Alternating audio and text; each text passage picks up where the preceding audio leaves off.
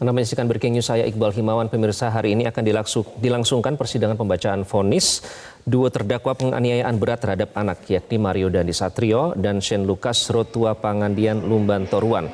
Akan digelar pada hari ini, di mana Majelis Hakim Pengadilan Negeri Jakarta Selatan akan membacakan vonis. Dijadwalkan pada pukul 10 waktu Indonesia Barat atau 30 menit dari sekarang.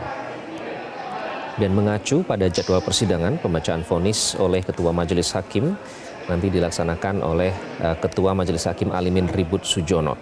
Dan dijadwalkan akan dibuka untuk umum pada pukul 10 waktu Indonesia Barat. Dan untuk informasi langsung dari Pengadilan Negeri Jakarta Selatan, ada rekan Sosa Hutapea dari lokasi.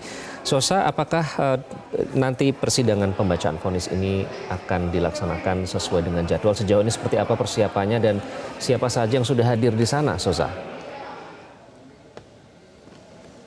Baik, selamat pagi Iqbal dan juga pemirsa. Jika kita melihat bagaimana rangkaian jalannya sidang atas kasus penganiayaan berat dan terencana terhadap David Ozora dengan dua terdakwa yaitu Mario Dandi dan juga Shane Lucas, sebenarnya jadwal selalu kurang lebih dilakukan pada pukul 10, tetapi ini sifatnya dinamis melihat bagaimana situasi dan kondisi dan kehadiran dari para pihak di lokasi ini. Dan untuk saat ini yang bisa saya sampaikan bahwa saat ini untuk kedua terdakwa yaitu Mario Dandi dan juga Shane Lucas sudah tiba di Pengadilan Negeri Jakarta Selatan. Begitu juga dengan masing-masing pihak penasehat hukum ataupun kuasa hukumnya. Dan untuk informasi yang kami terima bahwa sidang akan dilakukan pukul 10 waktu Indonesia Barat dan dilakukan secara bergilir dengan rencananya Shane Lucas akan mendengarkan pembacaan vonis terlebih dahulu dan nanti dilanjutkan oleh Mario Dandi. Nah, namun untuk berbicara lebih jauh mengenai seperti apa persiapan menghadapi pembacaan vonis pada hari ini, saat ini saya sudah bersama dengan salah satu kuasa hukum dari Shane Lucas yaitu Pak Happy Siombing. Selamat pagi Pak Happy. Selamat pagi Mbak. Pak Happy, apa persiapan yang dilakukan dari tim kuasa hukum untuk menghadapi pembacaan vonis pada hari ini? Bagaimana komunikasi terakhir yang dilakukan dengan Shane dan juga dengan pihak keluarganya? Kami sebagai kuasa hukum dan Shane juga sudah siap untuk mendengarkan putusan hari ini, dan komunikasi saya terakhir adalah minggu lalu, tapi saya selalu komunikasi dengan ayahnya, Togar, dan keadaan Shane baik-baik saja. Jadi kita siap untuk menghadapi sidang putusan hari ini. Semoga tidak ditunda lagi. Seperti kita ketahui Pak, bahwa jaksa penuntut umum meminta kepada majelis hakim untuk menjatuhkan pidana 5 tahun penjara kepada Shane dan juga restitusi. Ada beban restitusi yang juga ditanggungkan kepada Shane dan jika tidak bisa dipenuhi maka akan diganti dengan pidana penjara 6 bulan. Nah, terkait dengan hal ini kita bandingkan lagi dengan pledoi yang disampaikan oleh Shane dan berharap akan diberikan putusan bebas. Sebenarnya apa yang menjadi harapan utama mengingat bahwa masih ada ya poin memberatkan juga dalam dakwaan jaksa tetapi juga ada yang meringankan? Ya, kami selaku kuasa hukum dan berdasarkan fakta-fakta persidangan yang menurut kami, keyakinan kami tetap meminta supaya Shane dibebaskan dari pasal yang kombinasi berlapis itu berdasarkan fakta-fakta persidangan. Jadi itu sudah sama-sama kita ketahui. Dan soal dihubungkan dengan kami juga berharapkan ya, sidang ini adalah sudah sangat melelahkan, berjalan kurang lebih hampir 6 bulan lebih.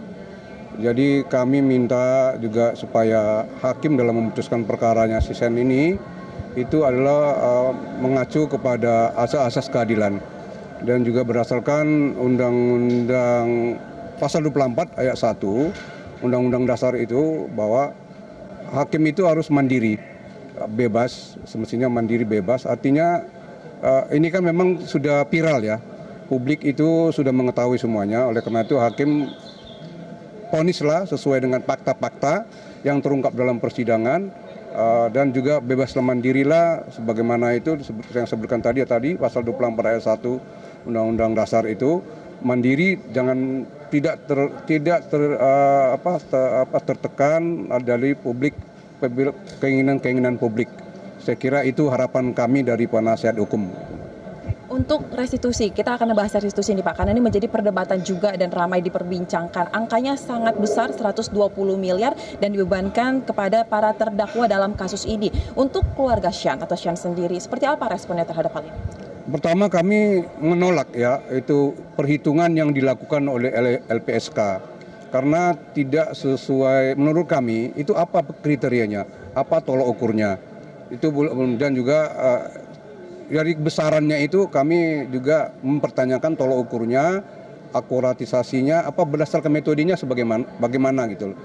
Dan dibebankan kepada klien kami, satu aja kami sudah menolak tentang penghitungannya, apalagi tentang pembebanan itu. Kami menolak dengan alasan itu tadi, ya hitungannya juga tidak sesuai dengan perhitungan apa tolok ukurnya. Yang kedua, bahwa SEN ini tidak ikut melakukan.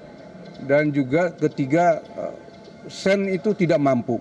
Kembali kami kemukakan, SEN itu adalah orang yang tidak berpunya.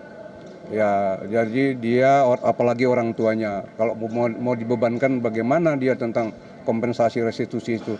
Jadi kami menolak restitusi dan SEN tidak mampu untuk membayar restitusi. Dan semoga hakim bisa melihat hal ini gitu. Dan juga ada faktor-faktor, mudah-mudahan juga nanti semoga dalam putusannya itu ada faktor yang meringankan. Jadi si SEN ini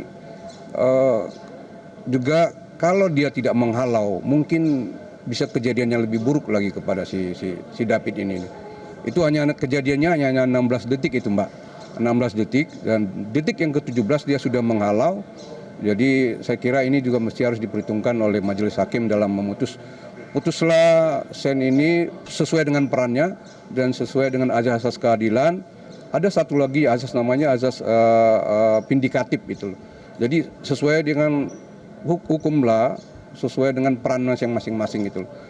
Menurut kami peran si SEN ini sebatas memvideokan, bukan mengupload. Dia hanya memvideokan, tidak ada perencanaan. Begitu, Mbak. Berarti penyangkalan terhadap perencanaan juga disampaikan oleh pihak kuasa hukum, karena juga dari kuasa hukum Mario Dendi juga menyangkal adanya perencanaan. Betul. Bahwa ini dilakukan secara spontan. Kemudian Pak, jika pada akhirnya vonis yang disampaikan hakim ini sama dengan dakwaan dari jaksa atau tuntutan dari jaksa, kemudian bisa mungkin memberatkan, ada potensi juga masih terbuka peluang, apa langkah berikutnya yang akan dilakukan oleh tim penasihat hukum? Memang semua nanti kan terserah kepada SEN dan ayahnya ya. Tapi kalau kami lihat tidak adil, kami kembali kepada tidak adil sesuai dengan perannya. Kami diberikan hak, ya kami hanya bisa menyarankan kepada keluarganya. Kalau tidak adil ya kita belum tahu ini bagaimana putusannya itu.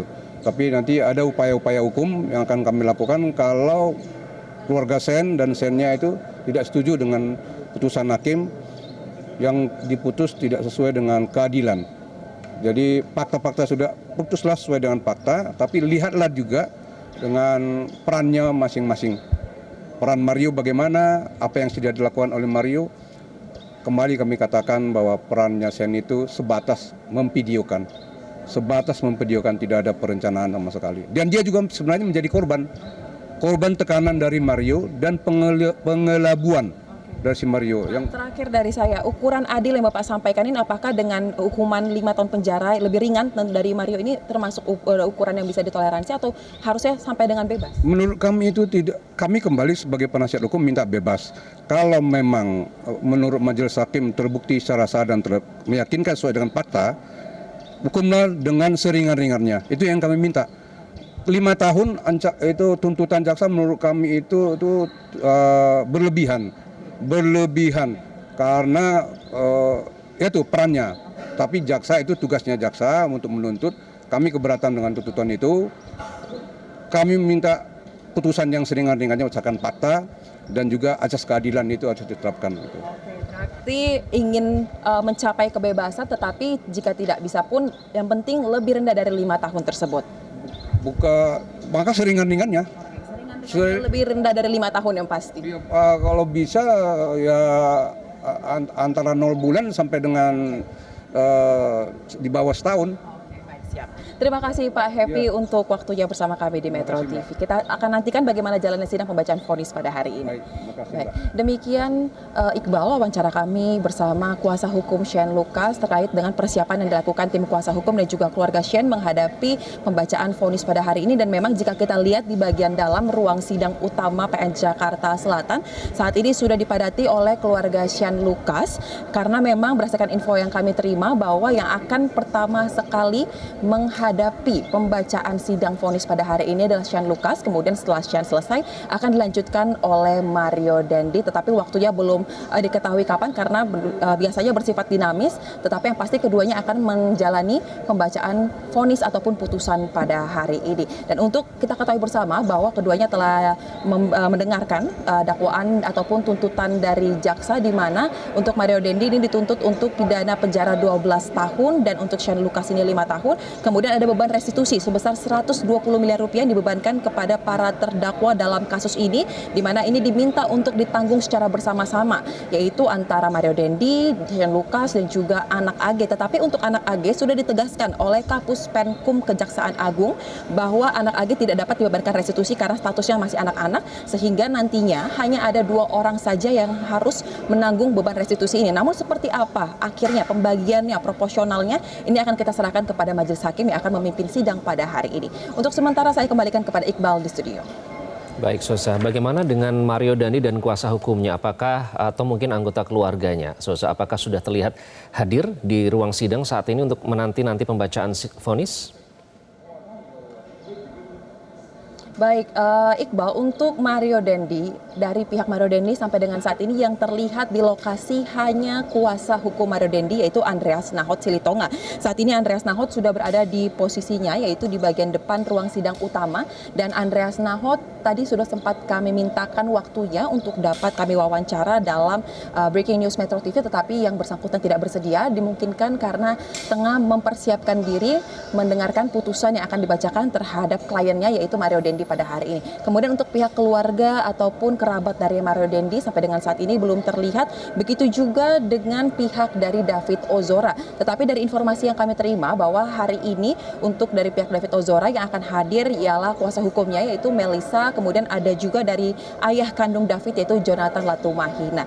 Dan sampai dengan saat ini dari Mario Dandi baik pun itu Shane Lucas, keduanya masih menunggu di ruang transit atau ruang tunggu PN Jakarta Selatan, menunggu hingga waktu sidang akan dimulai kurang lebih sekitar 15 menit lagi dengan agenda Shane terlebih dahulu yang akan mendengarkan pembacaan vonis, kemudian dilanjutkan oleh Mario Dandi. Sidang kali ini kan menjadi perhatian publik nasional ya. Kemudian kalau Anda memantau tadi sejak datang pagi ke sana hingga saat ini akan berlangsung 15 menit lagi. Siapa saja yang hadir dalam persidangan itu dan seperti apa pengamanan di sana? Apakah diadakan pengamanan lebih di PN Jakarta Selatan saat ini, Sosa? Baik, memang benar sekali Iqbal, nasib dari 2 terdakwa kasus penganiayaan berat dan terencana yaitu Mario Dandi dan juga Shane Lucas hari ini akan diputuskan setelah menjalani rangkaian sidang, di mana ini memang cukup melelahkan dan sempat ditunda dan ada drama yang timbul dalam perjalanan sidang ini. Tetapi pada akhirnya ini akan mencapai titik dan kita akan mendengarkan bagaimana nasib dari kedua terdakwa tersebut. Tentu saja karena kasus ini sangat menarik perhatian masyarakat, animo dari masyarakat dan juga para awak media yang ada di lokasi ini pun tidak kalah terlihat dengan sangat antusias. Dan juga di lokasi ini bisa saya gambarkan bahwa dari sisi kanan hingga ke sisi kiri bagian depan ruang sidang ini dipenuhi oleh awak media. Begitu juga di bagian belakang karena saat ini untuk lokasi sidang utama menjadi pusat perhatian dikarenakan akan ada sidang pembacaan vonis tersebut. Dan dari pihak-pihak yang hadir selain dari pihak awak media, tentu saja dari pihak kuasa hukum, dari para pihak yang bersangkutan, kemudian juga ada dari pihak keluarga Shane yang paling mendominasi ruang sidang utama PN Jakarta Selatan. Dan tadi saat kami masuk ke bagian dalam ruang sidang dan juga ke bagian dalam gedung PN Jakarta Selatan, sepanjang jalan di depan area PN Jakarta Selatan ini, jika Anda melintas atau pemirsa melintas, Anda bisa melihat banyak sekali karangan bunga yang diberikan dari berbagai elemen masyarakat dan mayoritas ini memberikan dukungan kepada Shane Lucas yang akan menghadapi pembacaan vonis pada hari ini. Jika kita ingat pada pembacaan tuntutan. Beberapa waktu lalu memang Shane Lucas mendapatkan hukuman yang lebih ringan dibandingkan Mario Dendi dikarenakan perannya yaitu sebagai turut serta atau turut membantu perbuatan brutal yang dilakukan oleh Mario Dendi. Dan hukuman yang diterima oleh Shane ini hanya 5 tahun jika dibandingkan dengan Mario Dendi yang mendapatkan 12 tahun. Tentu ini lebih ringan dibandingkan dengan Mario. Dan kemudian ada beberapa poin yang meringankan dari Shane Lucas yang disebutkan oleh jaksa, yaitu diantaranya yang bersangkutan dinilai sebagai sosok yang jujur dan lugas, kemudian ia tidak berbelit-belit dalam menyampaikan keterangan dan juga ia dinilai masih muda sehingga masa depannya pun masih panjang. Oleh karena itu inilah yang menjadi pertimbangan mengapa Shane Lucas dituntut pidana 5 tahun penjara. Kemudian jika nantinya ia tidak dapat berkontribusi untuk membayar restitusi yang telah disampaikan yaitu sebesar 120 miliar, maka akan digantikan dengan pidana 6 bulan penjara. Nah, karena kasus inilah, karena posisi Shane inilah, kami melihat memang antusiasme dan juga dukungan ini banyak sekali mengalir kepada Shane Lucas. Itu terlihat dari banyaknya karangan bunga yang berada di depan PN Jakarta Selatan sampai dalam ruang sidang. Ini juga keluarga turut hadir dan menggunakan seragam khusus berwarna putih untuk memberikan semangat kepada Shane yang hari ini akan mendengarkan pembacaan vonis dari majelis hakim. Untuk sementara, Iqbal, kembali ke Anda di studio. Baik. Sosa, kalau dari pihak David Ozora atau dalam hal ini korban atau pihak keluarga, apakah hadir di sana? Iqbal, seperti yang saya sampaikan tadi bahwa konfirmasi yang kami dapatkan bahwa untuk dari pihak David Ozora ini akan diwakilkan kedatangannya oleh kuasa hukumnya yaitu Melissa, kemudian ada ayah dari David Ozora yaitu Jonathan Latumahina. Tetapi hingga saat ini, hingga pukul 9.48 waktu Indonesia Barat, kami belum melihat kehadiran dari Melissa ataupun dari ayah David yaitu Jonathan Latumahina. Tentu saja jika nanti sudah tiba kami akan mencoba berbincang untuk meminta tanggapan mereka dan pandangan mereka atas agenda sidang pada hari ini. Demikian Iqbal. Soza Hutapea, terima kasih atas laporan Anda yang komprehensif. Nanti kami akan kembali kepada Anda. Dan pemirsa, Breaking News akan kembali usai jeda. Tetaplah bersama kami. Jelajahi cara baru mendapatkan informasi. Download Metro TV Extend sekarang.